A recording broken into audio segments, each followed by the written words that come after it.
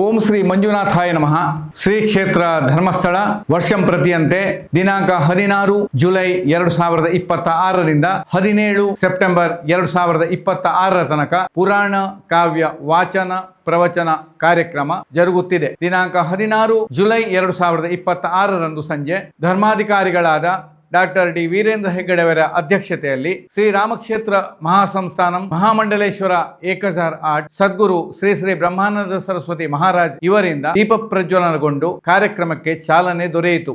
ಈ ಸಂದರ್ಭ ಉಜಿರೆ ಅಶೋಕ ಭಟ್ ಸರ್ವರನ್ನು ಸ್ವಾಗತಿಸಿದರು. ಶ್ರೀ ಶ್ರೀನಿವಾಸ ರಾವ್ ಸರ್ವರನ್ನು ವಂದಿಸಿದರು. ಈ ಕಾರ್ಯಕ್ರಮವು ಪ್ರತಿದಿನ ಸಂಜೆ 6:30 8 ಗಂಟೆಯ ತನಕ ಸಾಂಗವಾಗಿ ನೆರವೇರು. ಭಗವದ್ಭಕ್ತರಿಗೆ ಈ ಕಾರ್ಯಕ್ರಮದಲ್ಲಿ ಭಾಗವಹಿಸಲು ಮುಕ್ತ ಪ್ರವೇಶಾವಕಾಶವಿದೆ. ಶ್ರೀ ಕ್ಷೇತ್ರ ಧರ್ಮಸ್ಥಳ ಮಂಜುನಾಥ ಸ್ವಾಮಿ ಆಲಯದ ಸನ್ನಿಧಿಯಲ್ಲಿರುವ ಪ್ರವಚನ ಮಂಟಪದಲ್ಲಿ ಸಡಗರದಿಂದ ಜರುಗುತ್ತದೆ. ಓಂ ಸ್ವಸ್ತಿ. ಧರ್ಮಸ್ಥಳದಲ್ಲಿ 55ನೇ ವರ್ಷದ ಪುರಾಣ ಕಾವ್ಯ ವಾಚನ ಪ್ರವಚನ ಉದ್ಘಾಟನಾ ಸಮಾರಂಭ ಸುಸಂಪನ್ನ.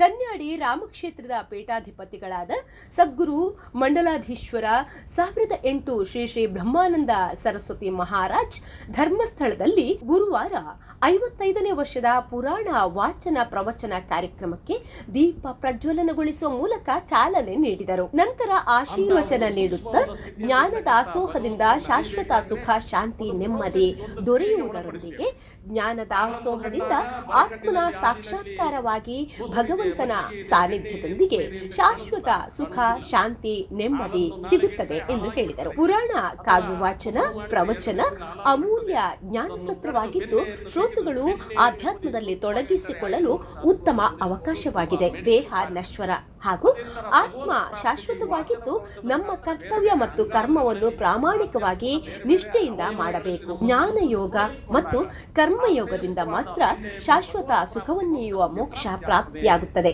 ಪಂಚೇಂದ್ರಿಯಗಳ ನಿಯಂತ್ರಣದೊಂದಿಗೆ ಅರಿಷಡ್ವರ್ಗಗಳನ್ನು ಗೆಲ್ಲಬೇಕು.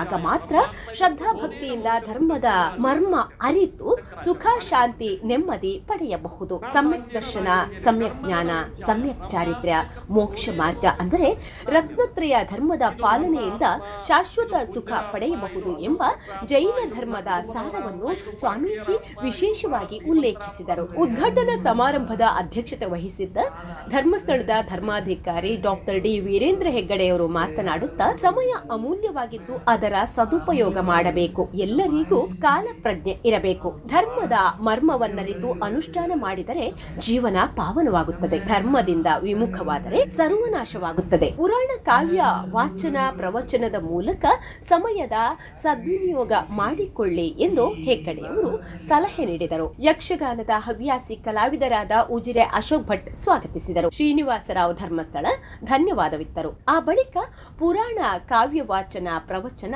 ಮುಂದುವರಿಯಿತು. ಈ ಬಾರಿ ಪುರಾಣ ಕಾವ್ಯ ವಾಚನ ಪ್ರವಚನದಲ್ಲಿ 36 ಜನ ವಿದ್ವಾಂಸರು ಭಾಗವಹಿಸಿ ಕಾರ್ಯಕ್ರಮ ಯಶಸ್ವಿ. ವಾಚನಕಾರರಾಗಿ Shri Divakara Achar, Shrimati Manorama ತೋಳ್ಪಡಿತ್ತಾಯ, Shri Ganapati Bhat Padyana, Shri Guruprasad, Shrimati ಸುವರ್ಣಕುಮಾರಿ, Shri Venkataramana Rao, Shri Mahesh Kanyadi, Shri A D Suresh, Shri Suresh Rao, Shrimati Medha, doctor Karthik Tamankar, Shri Shreyas Palande, Kumari Shrividya Aithal, Kumari Supritha, master Shri Varchas, Shrimati Manjula ಭಾಗವಹಿಸುವರು. ಪ್ರವಚನಕಾರರಾಗಿ Shri Ashok Bhat, doctor Shridhar Bhat, professor Mohana Kalluraya, professor Ganapati Bhat Kulamaruva, Shri Muniraja Renjala, professor Ajit Prasad, Shri Haridas Gambhir, Shri Belal Lakshmanagowda, Shri Rajarama Sharma, Shri P Srinivasa Rao, doctor Pradeep Navuru, Vedamurthy Venkateshwara Shastri, Shri Sunil Pandit, doctor Prasanna Kumar Aithal, doctor Rajashekhara Halemane, doctor Shrutakirtiraj, Shrimati Sujala Bhat, doctor Mahavira Jain, Shri Ramakrishna Bhat, Vedamurthy Keshav Bhat ಅವರುಗಳು ಭಾಗವಹಿಸುತ್ತಾರೆ. 55ನೇ ಪುರಾಣ ವಾಚನ ಪ್ರವಚನ ಕಾರ್ಯಕ್ರಮದಲ್ಲಿ ಕುಮಾರ ವಾಲ್ಮೀಕಿ ವಿರಚಿತ ತೊರವೆ ರಾಮಾಯಣ ಪ್ರಸಂಗಗಳನ್ನು ದಿನಾಂಕ 16 ಜುಲೈ, ದಿನಾಂಕ 17 ಸೆಪ್ಟೆಂಬರ್ ಸಂಜೆ 6:30ರಿಂದ 8 ಗಂಟೆಯ ತನಕ ವಿವಿಧ ವಿದ್ವಾಂಸರಿಂದ ಶ್ರೀ ಕ್ಷೇತ್ರ ಧರ್ಮಸ್ಥಳ ಮಂಜುನಾಥ ಸ್ವಾಮಿ ಆಲಯದ ಸನ್ನಿಧಿಯಲ್ಲಿರುವ ಪ್ರವಚನ ಮಂಟಪದಲ್ಲಿ ಧರ್ಮಾಧಿಕಾರಿಗಳಾದ ಡಾಕ್ಟರ್ ಡಿ ವೀರೇಂದ್ರ ಹೆಗ್ಗಡೆಯವರ ಅನುಗ್ರಹ ಮಾರ್ಗದರ್ಶನದಲ್ಲಿ ಸಾಂಗವಾಗಿ ನಡೆಯುವ ಜ್ಞಾನ ಯಜ್ಞ ಸತ್ರ ಕಾರ್ಯಕ್ರಮದಲ್ಲಿ ಭಾಗವಹಿಸಲು ಭಗವದ್ಭಕ್ತರಿಗೆ ಮುಕ್ತ ಪ್ರವೇಶಾವಕಾಶ.